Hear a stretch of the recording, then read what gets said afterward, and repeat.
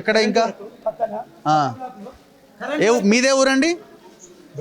మీది ఎక్కడ? ఏ ఫ్లై ఇందులో వచ్చింది ఇల్లు? 12 బ్లాక్ నెంబర్ 12. అది అక్కడ ఎట్లుంది? సేమ్ ఇంతే, సేమ్ ఇదే సేమ్ ఇదే సేమ్ డిటో. మరి ఎట్లా మీకు వచ్చిందని ఆనందం కూడా లేనట్టుంది?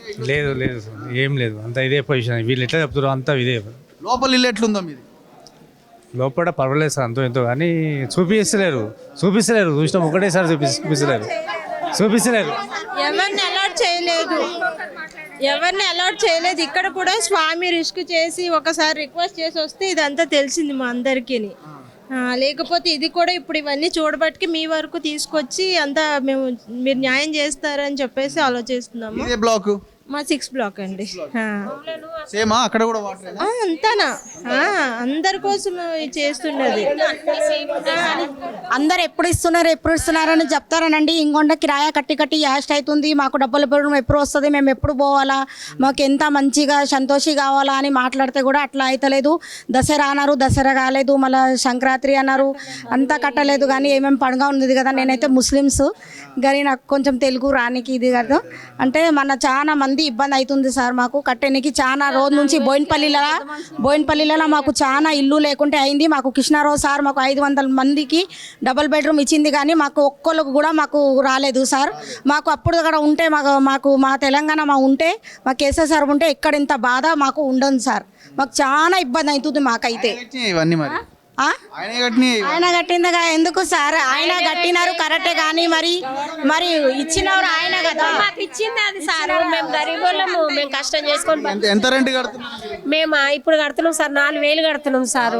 4000 కడుతున్నాము, కూలి చేసుకొని బతున్నాము. వారసులు ఉంటాము, వారసుడికని ఇక్కడ వచ్చింది కదా అని ఏదో మేము ఖుషి పడ్డాము. మేము ఇది కూడా లేకుంటే ఎట్లా బతాం సార్? మాకు ఎక్కడ చూసినా ఏం లేదు. వెనక ముందు మేము పొద్దున్న లేస్తే పని పోతలేము. ఎట్లా ఇస్తారా? మీరు వచ్చి కూడా ఉండడానికి అవకాశం మమ్మల్ని రానియలేదు సార్. మమ్మల్ని గేట్ కాడికి రాగానే మీరు లోపల పోద్దని వెళ్ళగొట్టాలి. తాళాలు ఇచ్చిర్రు అంతే. మాకు తాళాలు మీరు వచ్చి ఉన్నా ఉండడం కూడా కష్టమే. ఏముంటారు మేము ఉండలేమనే ఇంత బాధపడుతున్నాం సార్. మళ్ళీ ఏ ఊరు మీది? మా బాలనగర్ సార్. బాలనగరేనా? ముందు నుంచి పుట్టి పెరిగింది బాలనగరే. వచ్చింది నీ ఇల్లు?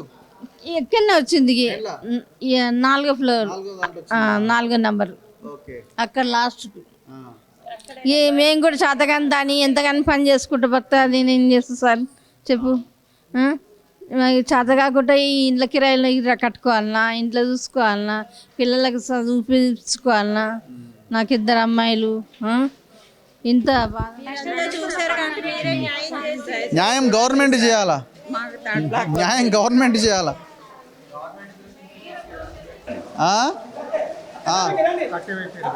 దేనికి కట్టబెట్టిరు?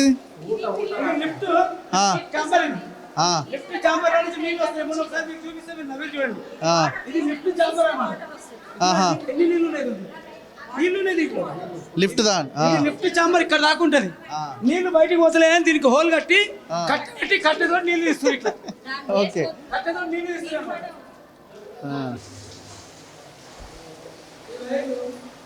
Okay okay. ఇక్కడ దాకా వాటర్ వస్తాయి వర్షాకాలంలో. ఇప్పుడు ఇక్కడ దాకా వస్తాయి. ఇప్పుడు కరెంట్ వైరే కదా? కరెంట్ వైర్, అది కూడా ఏంది 3 ఫేస్ వైర్. 3 ఫేస్ వైర్ ఇక్కడ.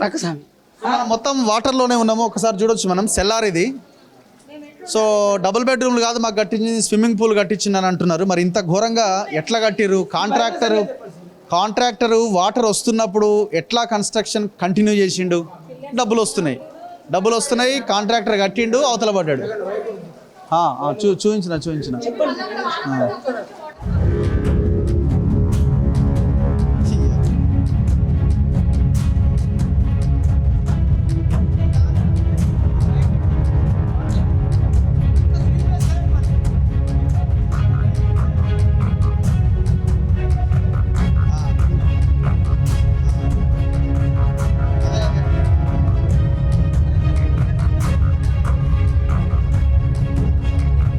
సో మనం సెల్లార్లో ఉన్నాం. ఇది పరిస్థితి ఎంత దారుణంగా ఉందో చూడండి. ఈ కన్స్ట్రక్షన్ అయితే చాలా ఘోరమైన కన్స్ట్రక్షను. నేను అంటున్నా కదా, ఇందులో అయితే వచ్చి వీళ్ళైతే ఉండలేరు.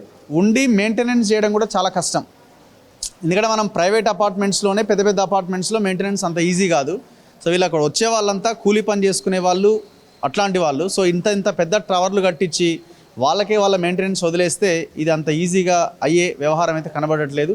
ఈ వాటర్ ఎట్లా తీసేస్తారన్నది కూడా పెద్ద క్వశ్చన్ మార్క్. మరి 28వ తేదీన ఎమ్మెల్యే వస్తారట. మరి ఎమ్మెల్యే ఏం చెప్తాడు, వీళ్ళకి ఎట్లా డబుల్ బెడ్రూమ్లు ఇస్తాడు అన్నది చూడాలి. ఇంకేమన్నా ఉందా చూడాల్సింది? ఆ?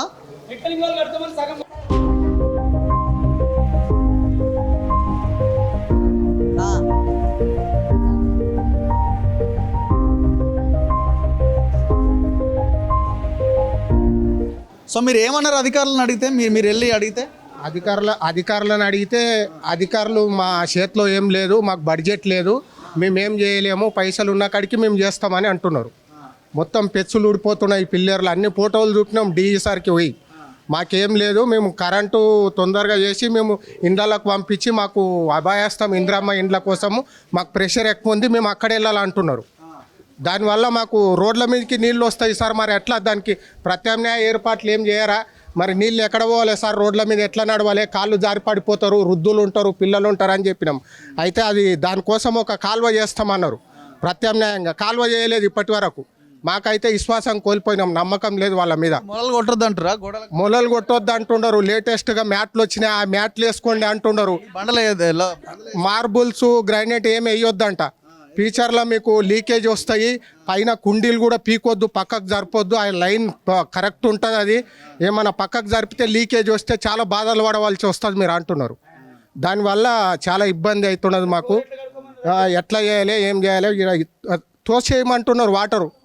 మీరు మ్యాట్లు వేసుకోండి, మ్యాట్లు దొరుకుతాయి, లేటెస్ట్గా వచ్చినాయి. బండలు కూడా వేయకండి, బరువు మొలలు కొట్టకండి, గోడలు అదురుతాయి. గోడలు అదిరితే లీకేజ్ వస్తుంది, మళ్ళీ తర్వాత బాధపడవలసి వస్తుంది. వాటర్ పోసి కడగొద్దు, కడిగితే కిందోళ్ళకి మళ్ళీ ప్రాబ్లం అవుతుంది లీకేజ్ అయితే. 4 ఇంచ్ అంట అది మందం, అది దాని థిక్నెస్ 4 ఇంచ్ అంట స్లాబు. మామూలుగా అయితే ఎన్ని ఇంచులు పెడతాం మనం? మామూలుగా ఎంత పెడతారో కానీ ఇప్పుడైతే ఈ డబల్ బెడ్రూమ్ అయితే 4 ఇంచ్ అంట అది. దానివల్ల కిందోళ్ళకి ప్రాబ్లం వస్తుంది. పెద్ద పెద్ద బీరువాలు బరువులు పెట్టొద్దు, వెయిట్ పెట్టొద్దు. వెయిట్ పెడితే మళ్ళీ ప్రాబ్లాలు వస్తాయి. వర్షాకాలం వస్తే మొలలు కొడితే గోడలు అదురుతాయి, వాటర్ కిందికి లీకేజ్ అయ్యే అవకాశం ఉంది. జాగ్రత్త చూసుకొని చేసుకోండి అంటున్నారు. డిఈ సార్ చెప్పింది అది.